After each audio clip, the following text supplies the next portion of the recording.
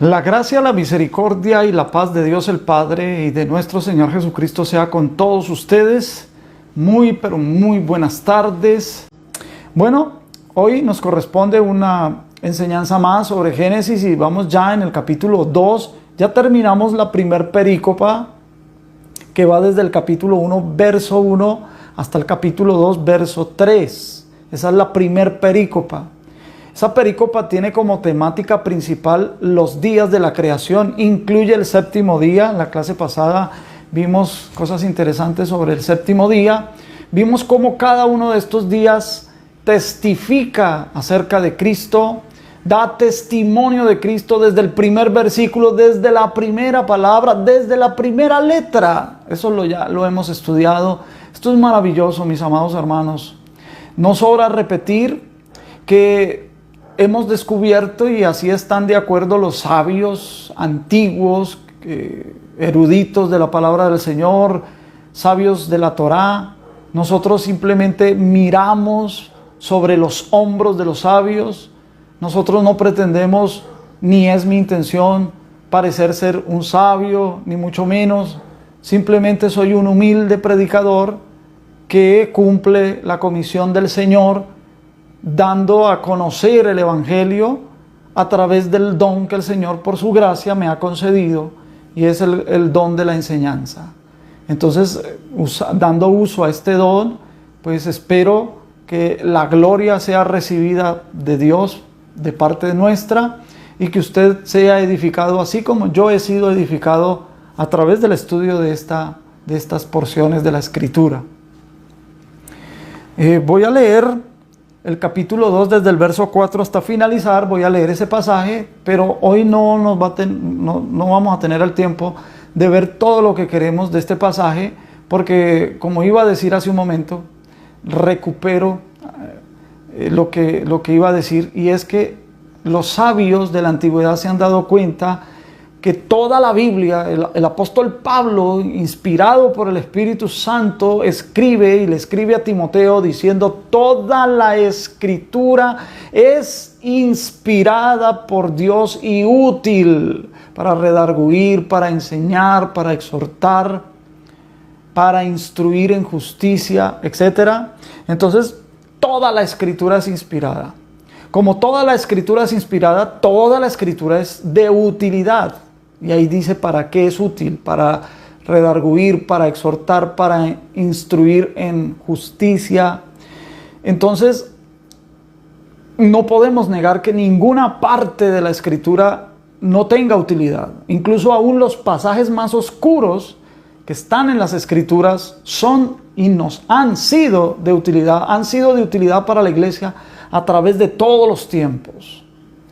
Y esta inspiración, indudablemente, se ha descubierto que sí tiene grados, porque la inspiración tiene como objetivo dar a revelar, a descorrer la cortina de aquellas cosas sobre Dios en las cuales Él está interesado y está, digámoslo, empeñado en que nosotros descubramos, en que nosotros conozcamos las cosas de Dios. Entonces, para conocer las cosas de Dios, Dios deseó revelarse. Se ha revelado de muchas maneras. Se ha revelado a través de la creación, se ha revelado a través de la misma razón humana. Es decir, cuando el ser humano razona respecto a lo que ha sido creado, debe llegar a la conclusión que todo lo creado ha sido diseñado, no está ahí por el azar.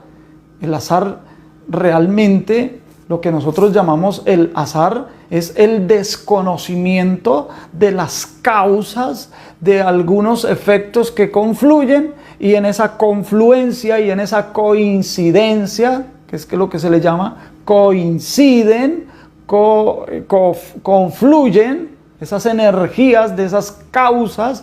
Entonces nosotros observamos los efectos coincidenciales, y a eso es lo que llamamos azar. Y como no lo podemos explicar, solo podemos observar, pero no podemos explicar las causas, entonces nosotros le hemos llamado a eso el azar. Pero en la forma coloquial el azar en sí no existe. Todo tiene una causa, porque todo tiene un diseño, todo tiene una ley, está preestablecida, está determinada. Por lo tanto, entonces nosotros no podemos llegar a la conclusión que eso está ahí por casualidad. Voy a poner un ejemplo. Si ya creo haber puesto este ejemplo antes, pero me gusta, me encanta este ejemplo. Si yo me encuentro un reloj de pulso debajo de un árbol, ¿qué voy a razonar yo? ¿Que el árbol está dando frutos de relojes? No, señores. No, eso nadie lo razonaría. Lo que vamos a razonar es que a alguien se le perdió el reloj. Cuando tú recoges el reloj y te fijas que el reloj tiene una marca, ¿de qué está testificando? Del fabricante, de quien lo diseñó, quien lo ensambló y quien lo puso a la venta. Luego tú vas a razonar, alguien lo compró y quizás ese mismo que lo compró se le ha perdido. Tampoco vas a razonar que si tú escarbas en la tierra vas a encontrar una mina de relojes. Entonces, si un reloj puede testificar de un reloj, de su relojero, la creación va a testificar de su creador. Esas son formas de Dios revelarse. Dios también se ha revelado a través de sueños. Dios también se ha revelado a través de los ángeles. Ha enviado ángeles a que den a conocer sus disposiciones, su voluntad. Se ha revelado a través de visiones, se ha revelado a través de los profetas. Pero sobre todo, exclusivamente la revelación máxima de Dios es Jesucristo, la persona de Jesucristo. Pero como ya Jesucristo no está en presencia corporal visible, tenemos las Sagradas Escrituras, la revelación de Dios escrita. Y gracias a eso pues podemos arribar a hacer un acercamiento con todas las características de estudio para poder conocer a Dios. Entonces, durante toda esa revelación de Génesis, Apocalipsis, Génesis es el libro que más revela, no el que es más inspirado, no, todos los libros son inspirados igualmente, pero el que más revelación contiene acerca de Dios es el libro de Génesis. Y en el libro de Génesis, los 3 primeros capítulos son los que más revelan de todo el resto de Génesis. Entonces, mis amados hermanos, el capítulo 1 y el capítulo 2 revelan más que aún el tercer capítulo, porque aquí estamos viendo a Dios como es, actuando. Estamos viéndolo en su potencia. No estamos viéndolo reaccionar frente al pecado humano. No lo estamos viendo que se relaciona, que pone en orden las cosas que el hombre ha echado a perder. No, aquí estamos viendo a Dios actuando como Él es. Incluso el capítulo 3, esa expresión de gracia que vamos a verlo cuando lleguemos allí. Entonces voy a hacer la lectura, mis amados hermanos, y como consecuencia de eso vamos a estar teniendo un pensamiento hasta donde Dios nos lo permita en estos minutos. Voy a empezar esta perícopa, o a leer la perícopa completa, que está desde el verso 4 hasta el verso 25, y dice la palabra del Señor: estos son los orígenes de los cielos y de la tierra cuando fueron creados, el día que Jehová Dios hizo la tierra y los cielos. Recuerden que yo siempre estoy basando mi lectura e incluso el estudio sobre la Reina y Valera de 1960. ¿Ve? Pero que hacemos a veces, según sea la necesidad, ahondamos en los originales, ¿no? Pero, pues, como para no, digamos, tener exclusividad sobre una u otra versión, tomamos la más popular en el caso del español, que es la versión Reina y Valera 1960. Verso 5.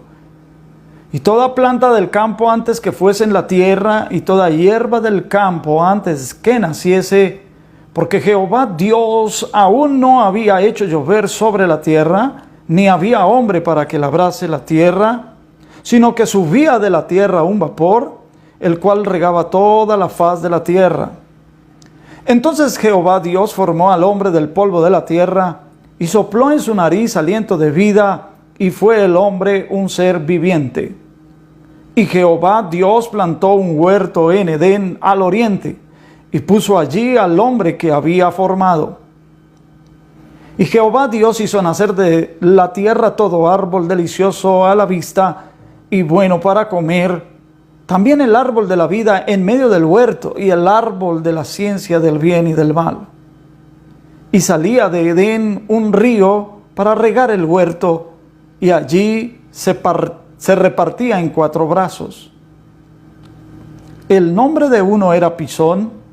Este es el que rodea toda la tierra de Ávila, donde hay oro, y el oro de aquella tierra es bueno. Hay allí también bedelio y ónice. El nombre del segundo río es Gihón. Este es el que rodea toda la tierra de Cus. Y el nombre del tercer río es Gidekel. Este es el que va al oriente de Asiria. Y el cuarto río es el Éufrates. Tomó pues Jehová Dios al hombre y lo puso en el huerto de Edén para que lo labrara y lo guardase. Y mandó Jehová Dios al hombre diciendo: de todo árbol del huerto podrás comer, mas del árbol de la ciencia del bien y del mal no comerás, porque el día que de él comieres ciertamente morirás. Y dijo Jehová Dios: no es bueno que el hombre esté solo, le haré ayuda idónea para él. Jehová Dios formó pues de la tierra toda bestia del campo y toda ave de los cielos, y la trajo a Adán para que viese cómo las había de llamar. Y todo lo que Adán llamó a los animales vivientes, ese es su nombre. Y puso Adán nombre a toda bestia y ave de los cielos y a todo ganado del campo, mas para Adán no se halló ayuda idónea para él. Entonces Jehová Dios hizo caer sueño profundo sobre Adán, y mientras éste dormía, tomó una de las costillas y cerró la carne en su lugar. Y de la costilla que Jehová Dios tomó del hombre, hizo una mujer y la trajo al hombre. Dijo entonces Adán: este es ahora hueso de mis huesos y carne de mi carne. Esta será llamada varona, porque del varón fue tomada. Por tanto, dejará el hombre a su padre y a su madre, y se unirá a su mujer, y serán una sola carne. Y estaban ambos desnudos, Adán y su mujer, y no se avergonzaban. Amén. Bueno, ya hemos dicho la clase pasada que el verso 4 hasta el verso 25 se pudiera leer entre el verso 28 y 29 de Génesis 1. Claro está que aquí hay unos detalles muy interesantes que debemos fijarnos con detenimiento. Debemos ser cuidadosos en la lectura. No vamos a leer rápido, porque pudiera ser que se nos escapen detalles importantes. Esta perícopa es una perícopa muy importante como para ser descuidados en el estudio y en el análisis de ello. Porque aquí hay detalles importantes, pero muy importantes. Muy bien, entonces quiero comenzar haciendo una pregunta. El hombre, el ser humano, que fue creado en el 6º día, y que por supuesto hubo de ser formado también en el 6º día, es y fue la finalidad de la creación, de la obra creadora de Dios. Es el punto final en cuanto al trabajo de creación de Dios. Era la meta de Dios. A esto quería llegar Dios. El ser humano es la criatura más limitada. El ser humano está en el extremo de la limitación en el universo. Por lo tanto, es la criatura más compleja de todo el universo. ¿Por qué razón? Porque el ser humano es una criatura que reúne lo físico y lo espiritual en su ente, en su ser. Ninguna otra criatura, por exaltada que sea, reúne esto. Por otro lado, la criatura humana también tiene la semejanza de Dios. Y esto de por sí ya es una magnitud de energía, porque todo fue hecho de energía. Hay hermanos que tienen problema con la palabra energía porque dicen no encontrarla en la Biblia. Bueno, la Biblia no utiliza la palabra energía porque la palabra energía es una palabra moderna. No vamos a pretender que Juan, cuando escribió el Apocalipsis, iba a escribir, por ejemplo, tanques de guerra con cañones o qué sé yo. Le pareció que eran como caballos, porque el ruido de los motores parecían una multitud de caballos galopando, y que la cola, porque su cañón le parecía a él que eso era una cola, y que tenía 3 plagas, que era fuego, azufre, humo, y que por esa plaga murió mucha gente. No vamos a pretender que él utilice palabras modernas. Él utiliza el lenguaje que está al alcance de él.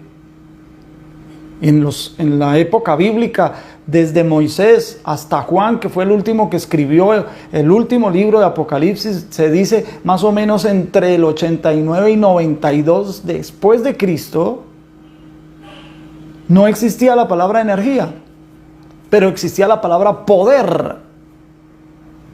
Existía la palabra dinamis, que de ahí, en últimas, es que viene y surge la palabra energía. Entonces, debo aclarar esto, hermano, porque puede ser que esta palabra cause malestar en algunos hermanos. Pero tú te vas a la física, es decir, a la ciencia de la física, la rama de la ciencia, que es la física, tú te vas a dar cuenta que todo está creado de energía. La materia, las cosas materiales, incluso las cosas inmateriales. Por ejemplo, vamos a decir que cosas inmateriales que no podemos coger, que no podemos palpar, como el oxígeno. El oxígeno es energía. De cierta manera es materia, pero es una materia invisible. Todo es energía. La unidad básica de la energía es el átomo. Y el átomo tiene protones, neutrones. Los neutrones son los que mantienen estables los protones y circundan alrededor, para no decir orbitan, porque la física nos ha aclarado que eso no es una órbita. Los electrones circundan en torno al núcleo, que está formado de protones y neutrones. Todos nosotros estamos formados de átomos. El suelo, la pared, la Biblia, todo lo que existe está hecho de energía. Los planetas, las estrellas, el espacio exterior, las mismas tinieblas son una energía.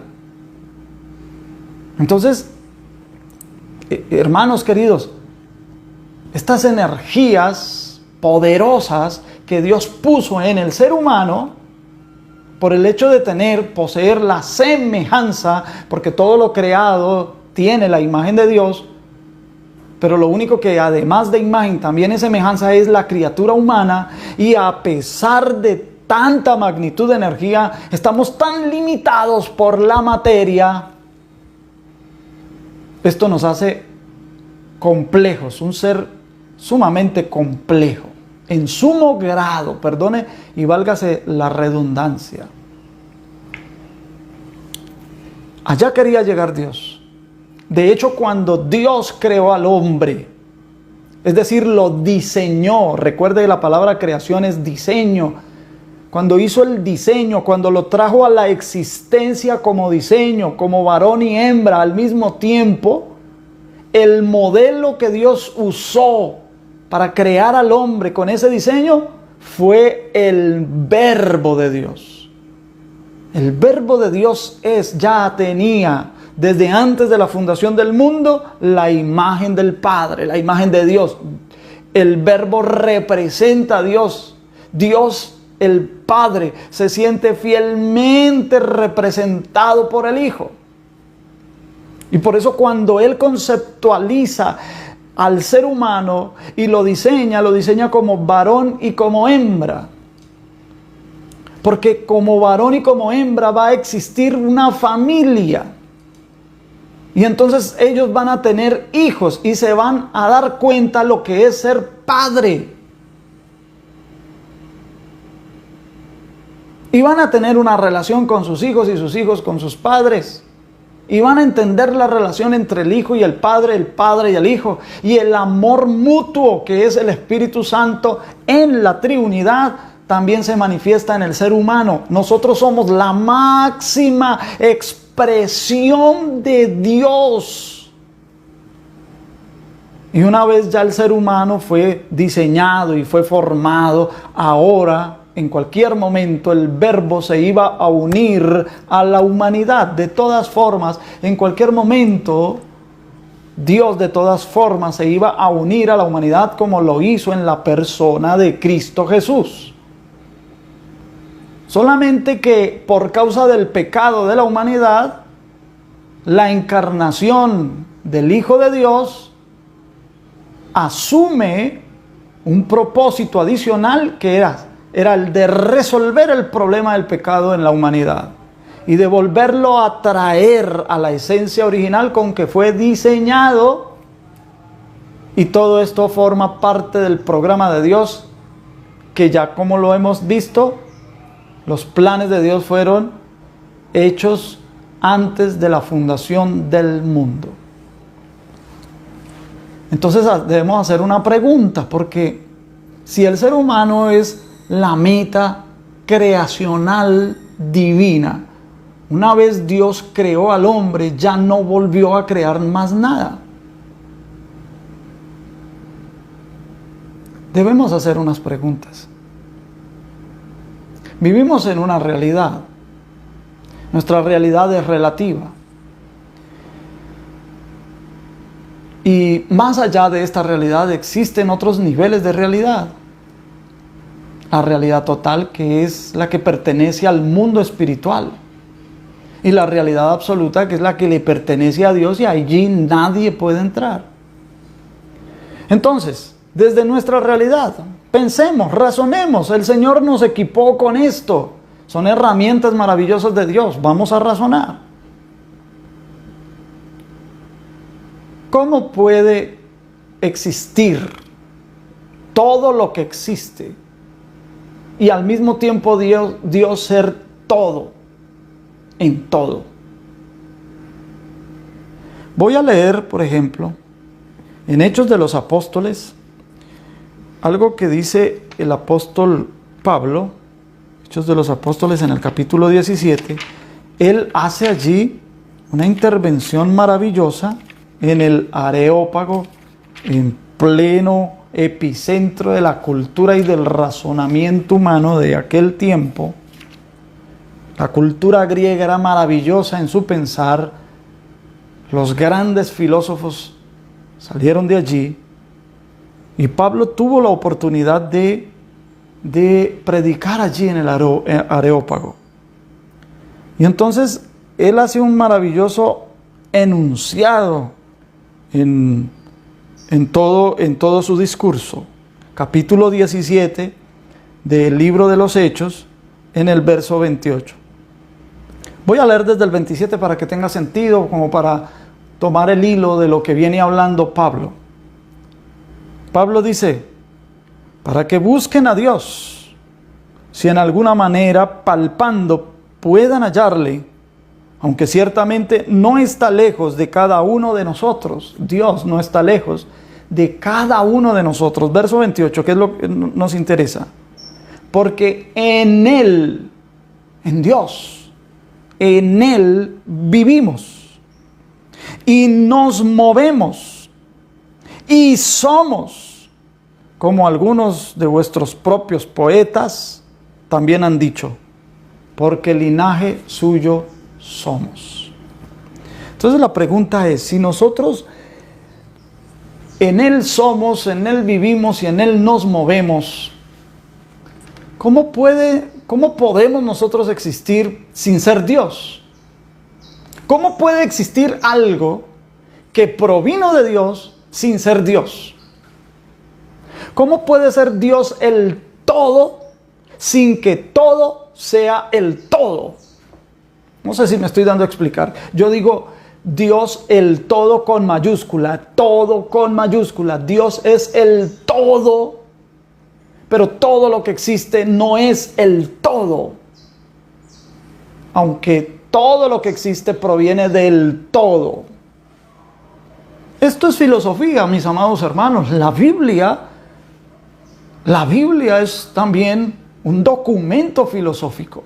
Nos obliga a pensar, nos obliga a hacernos preguntas y nosotros, los creyentes, las personas de fe, estamos llamados a responder a esas preguntas y a responderlas con responsabilidad, con seriedad, a la luz de la bendita y santa palabra de Dios, que es la revelación de Dios para el hombre. Todo lo que Dios deseó revelar sobre sí mismo está aquí. Solo hay que buscarlo. Con una mente de oración, por supuesto. No con la imaginación, sino con la guía del Espíritu Santo. Bien, para contestar a esa pregunta, ¿cómo puede ser Dios siendo el todo, no ser todo lo que existe? Todo lo que existe provino de Dios, pero no es Dios. Tú y yo provenimos de Dios, pero no somos Dios. Tú no eres Dios, yo no soy Dios. Un árbol proviene de Dios, pero el árbol no es Dios. No somos panteístas. La Kabbalah, por ejemplo, es una de las disciplinas místicas del judaísmo, que está tomando fuerza y que está tomando popularidad a través de las mismas redes sociales, por YouTube, por Facebook. Hay cursos de Kabbalah por todo lado. Y esto está siendo muy atrayente para los cristianos. Mucho cuidado. La Kabbalah es una mezcla del emanatismo que surge en Babilonia y en Persia. ¿Y ese emanatismo qué significa? Que Dios se emanó y que está presente en cada cosa. Es decir, una forma de panteísmo. Que las dimensiones en las que Dios creó el universo es un nivel diferente de Dios, que nosotros estamos en el nivel más bajo de la divinidad, pero que podemos tener un ascenso a esas otras dimensiones de formas místicas. Podemos tener un ascenso hacia Dios hasta que lleguemos a ciertos niveles de nuestra conciencia divina. Y esto demanda un esfuerzo del ser humano para ascender a Dios.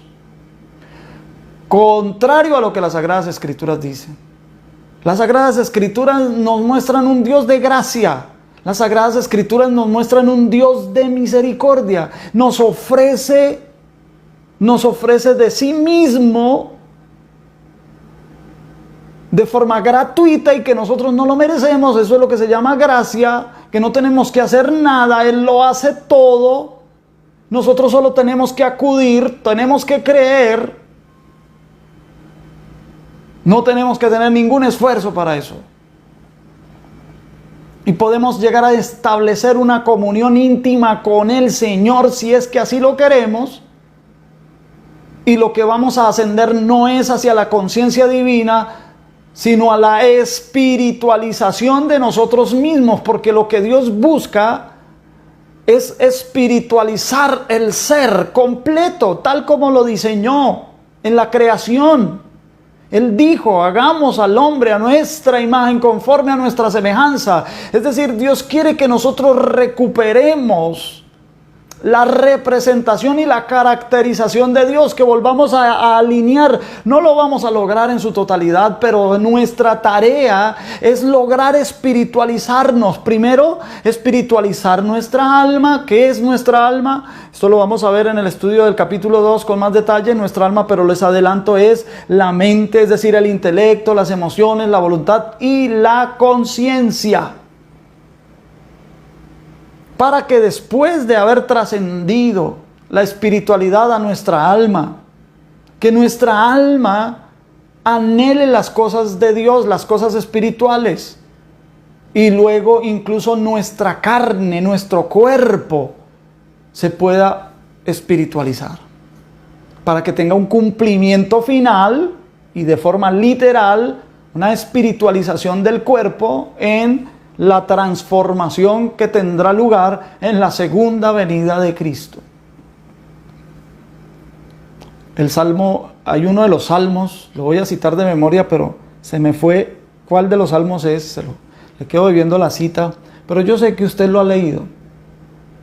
El salmista dice: mi alma tiene sed de ti, oh Dios, porque el alma, es decir, el intelecto, las emociones, la voluntad y la conciencia tienen un vacío que no puede ser llenado sino por las cosas espirituales divinas. Cuando el ser humano tiene, todos los seres humanos lo tenemos, ese vacío existencial, y queremos buscar la llenura de ese vacío, vamos en busca de cosas supersticiosas, puede ser que incurramos en brujería, en espiritismo, en satanismo, bueno, en diversas prácticas, cuando no es en la drogadicción y otras formas de cesar,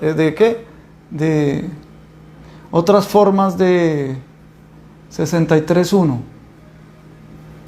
Salmo 63.1. Gracias a mi esposa, que es la que me está colaborando aquí. Gracias. Entonces, allí el cuerpo quiere buscar cosas, el alma también, y ambas cosas son propensas a las adicciones. Entonces, ya que mi esposa me dijo dónde está, vamos a leer el Salmo. Salmo 63. Amén. El verso 1. Dios, Dios mío eres tú. De madrugada te buscaré. Mi alma tiene sed de ti. Mi carne te anhela. Entonces mírese usted la espiritualización del salmista. La carne anhelaba a Dios. Yo hago esa pregunta en esta tarde. ¿Podremos decir lo mismo? ¿Nuestra carne anhela a Dios? Bien. Entonces, vamos a contestar el enunciado filosófico que hicimos en esta tarde. ¿Cómo puede Dios ser todo y que al mismo tiempo todo lo que existe no sea Dios?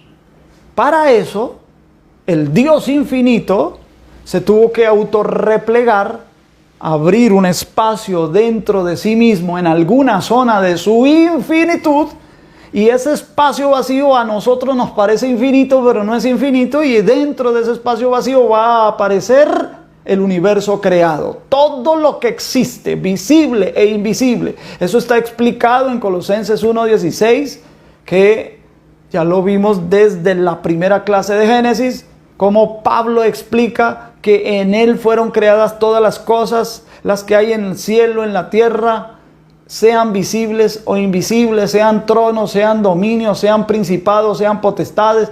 Todo fue creado por medio de él y para él. Y en él subsisten todas las cosas. Él era antes de todas las cosas y en él subsisten. Colosenses capítulo 1, versículo 15 al 17. Lo cité de memoria, no confía en mí, por favor vaya a la Biblia. Una vez se replegó, para él poderse replegar tuvo que haber hecho unos planes, una idea, de la idea salieron sus pensamientos y eso es lo que nosotros llamamos los planes de Dios. Los planes de Dios constan a saber,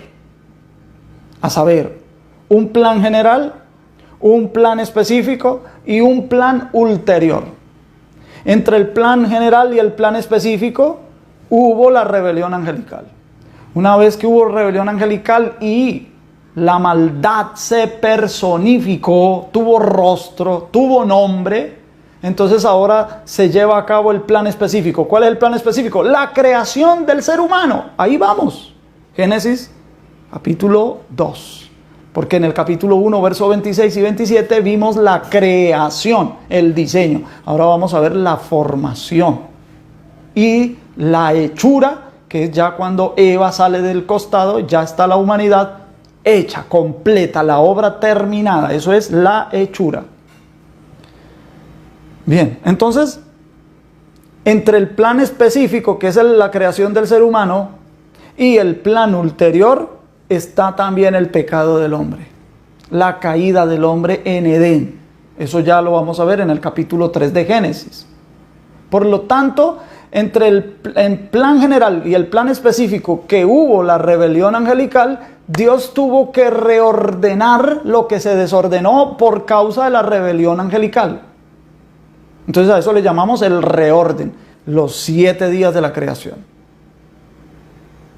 Y ya está el plan específico concretado con la creación y formación del hombre, o sea, con la hechura del hombre.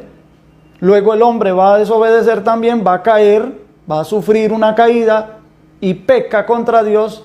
Y luego vienen ciertas consecuencias y se comienza a desarrollar toda la historia de la humanidad, cómo se ha desarrollado, y Dios, sin ser ajeno a esa historia, ha venido conduciendo la humanidad como un pastor conduce su rebaño.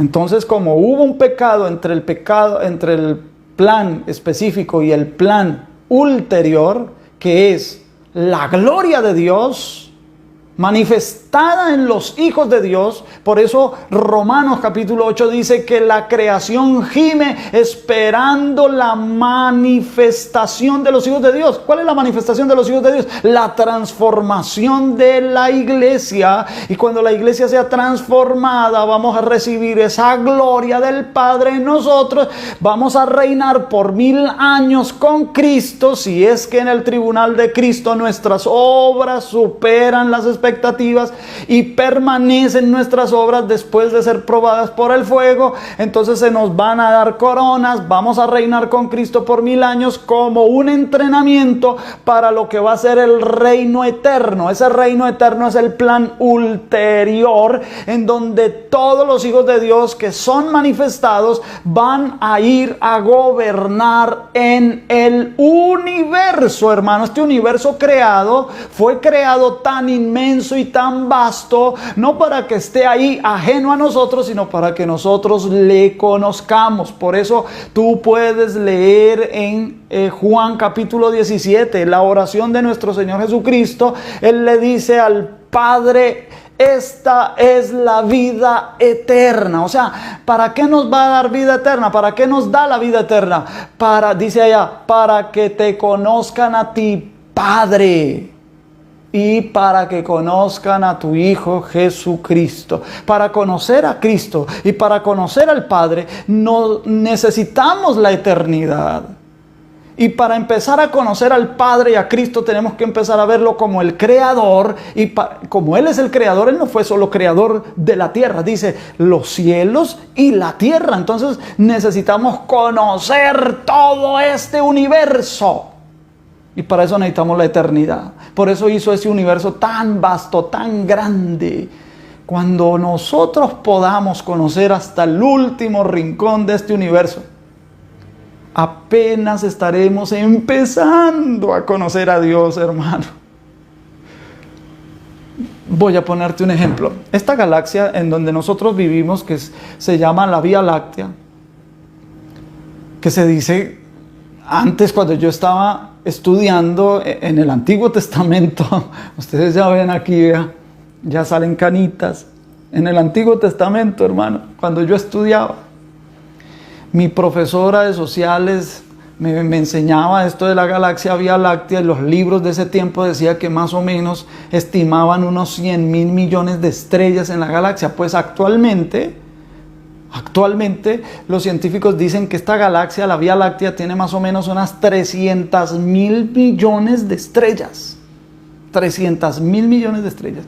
Que nosotros vivimos en una colita, porque la Vía Láctea es una galaxia en espiral, y en una de esas colitas, allá en la punta de esas colitas, está nuestra región de nuestro sistema. Está la región galáctica, y dentro de esa región galáctica está nuestro sistema solar.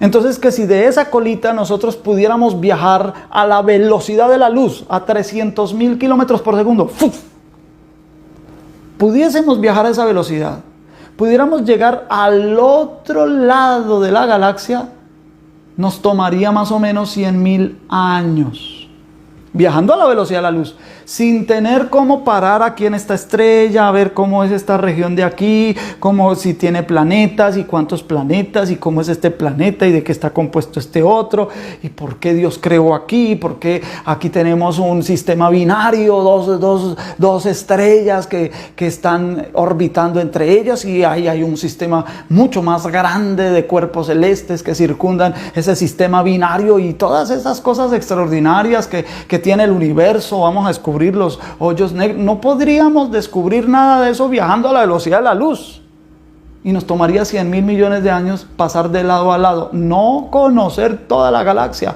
Ahora dicen los científicos que hay más de 100.000 millones de galaxias, y según la teoría de las cuerdas, que es lo que se está diciendo, es digamos el boom dentro de la física cuántica, porque han comprobado esto del entrelazamiento y todas estas cosas, han dicho que es probable que haya universos paralelos, o sea, un multiuniverso. Eso no lo sabemos, nos concierne este de acá, en el que vivimos, en el universo observable, en el que a Dios le interesa que a través de lo que observemos, nosotros veamos la gloria de Dios.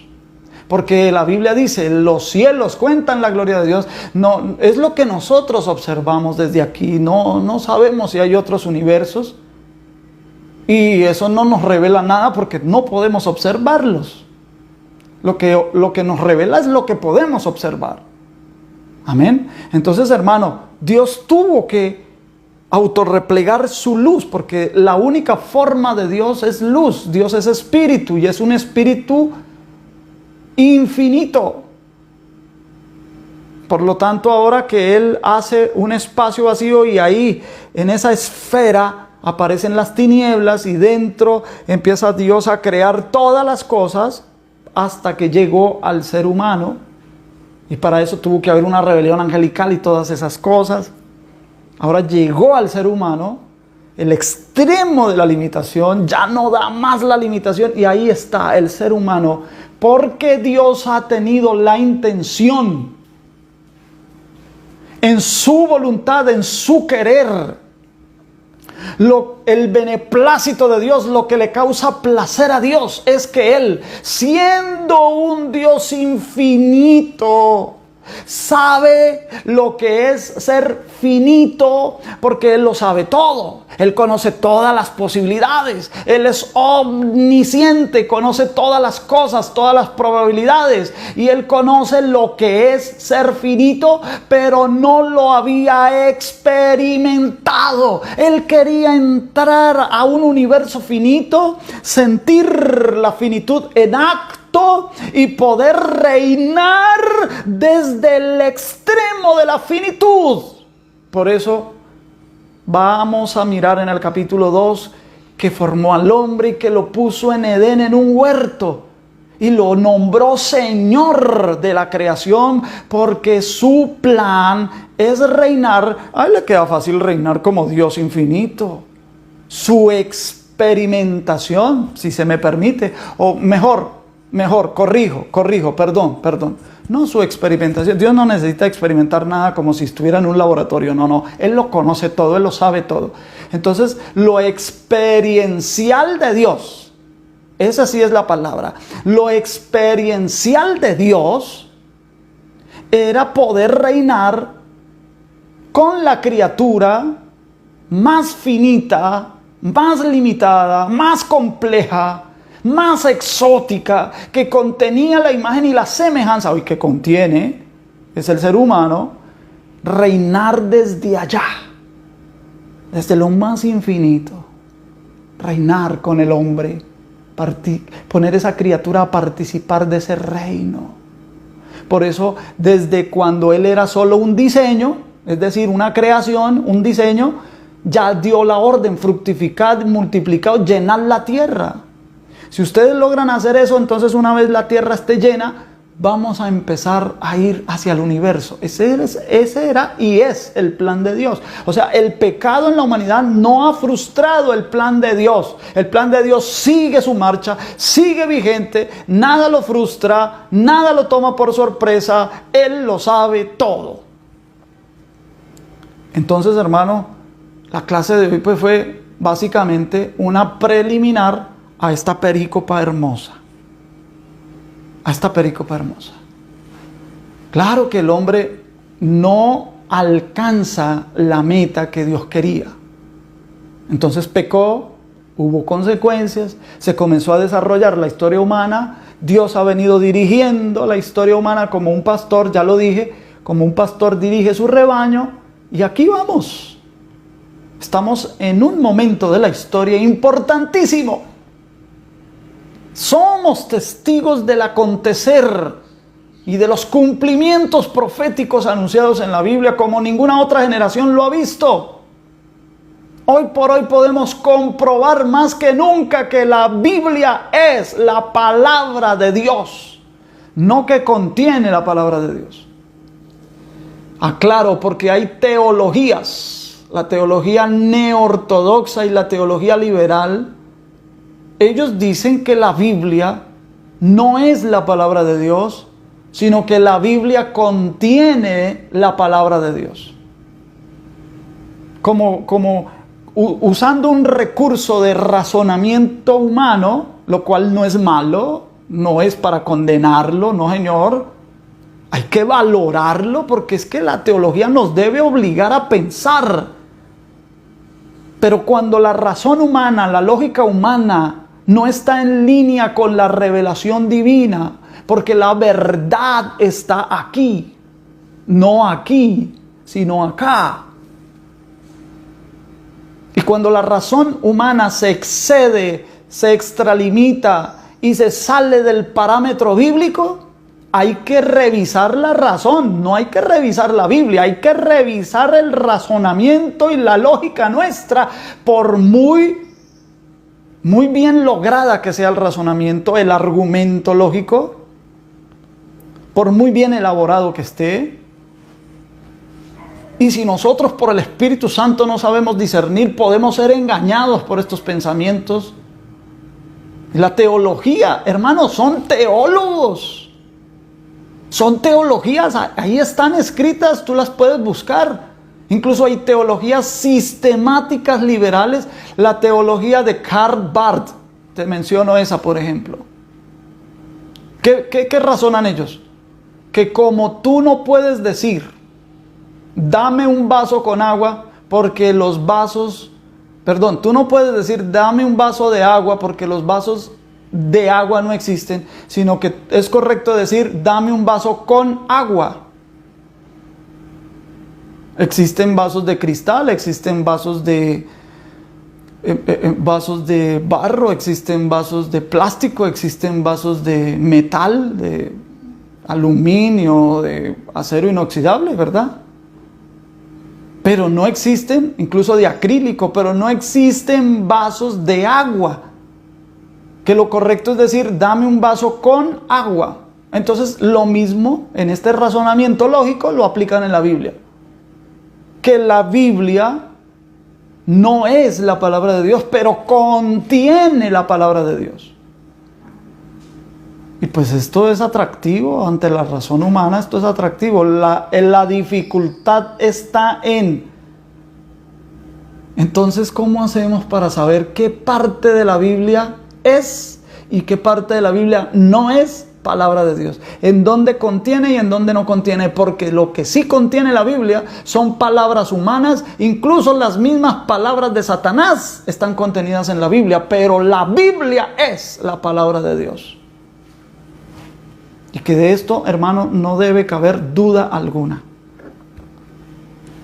Si nosotros no nos desviamos de esta fe, la palabra de Dios, la Biblia es la palabra de Dios y la Biblia es la verdad. No mi razonamiento es la verdad, no es lo que yo siento que sea la verdad, no es lo que yo pienso que sea la verdad, sino lo que la Biblia dice que es la verdad. Un predicador de antaño ya partió con el Señor. Él tenía un dicho: si la Biblia dijera que una hormiga crece tan grande como un elefante, yo lo creería, porque lo dice la palabra de Dios, aunque no he visto la primera hormiga crecer como un elefante.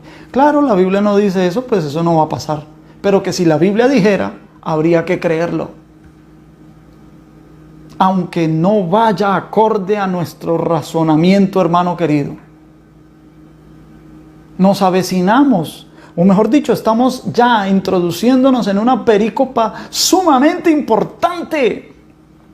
No es una historia, no es un relato solamente, mire, y lo puso en un Edén, en un huerto en Edén, y de ese Edén salía un río y se repartía en 4 brazos y hizo nacer todo árbol delicioso para que pudiera sustentarse, y le trajo los animales para ver qué nombre les iba a poner, y después le hizo caer sueño y sacó de su costilla, hizo la mujer y la trajo frente a él, y ambos estaban desnudos y no se avergonzaban. ¡Qué bonito! ¡Qué hermoso!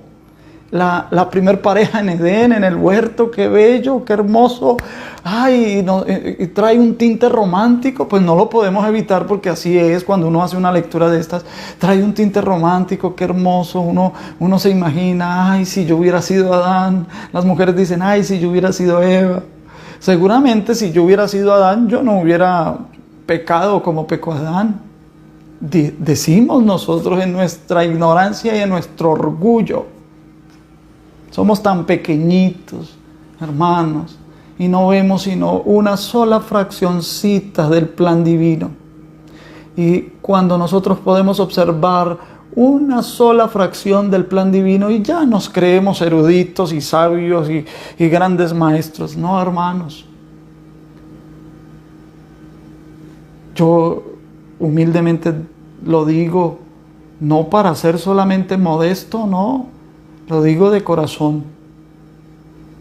El propósito de estas enseñanzas no es lograr seguidores, sino yo juntamente con ustedes seguir a Cristo. La costumbre hebrea es que el maestro es el que se sienta en una silla y los discípulos se sientan en el piso a escuchar a su maestro. Hermanos, yo juntamente con ustedes debo sentarme en el piso a aprender del maestro, a aprender de su palabra bendita, y bendito sea su santo nombre, hoy, mañana y siempre. Mis amados, mañana nos vamos a introducir ya en los versos como tal, en los textos, y vamos a hacer un análisis juicioso de ellos. Mañana 3:45 de la tarde. Un saludo a todos mis hermanos, repito, hermanos en Cúcuta, hermanos allá en Río, el hermano Gerson en Río Hacha, los hermanos de Arauca, los hermanos de Casanare, los hermanos de aquí del Meta, de Villavicencio, los hermanos de Bucaramanga, los hermanos de Manizales, del Eje Cafetero, a los hermanos que están en el exterior, en los Estados Unidos, en Costa Rica, en Francia, en Suecia. Un abrazo desde aquí. Yo sé que están viendo los videos, a veces no se conectan en el horario, pero los ven después, pues obviamente, por obvias razones, ellos, los que están en Europa, hay hermanos que están allá en otros horarios, pero ellos me hacen saber que están viendo estos videos y es motivo de gran gozo. Esto me dice a mí, hermano Carlos, sigue adelante. Hay hermanos y hermanas que están siendo alcanzados por estas enseñanzas, y de eso se trata. Esa es mi mejor retribución de parte de Dios. A todos, Un abrazo, mil y mil bendiciones. Dios les bendiga.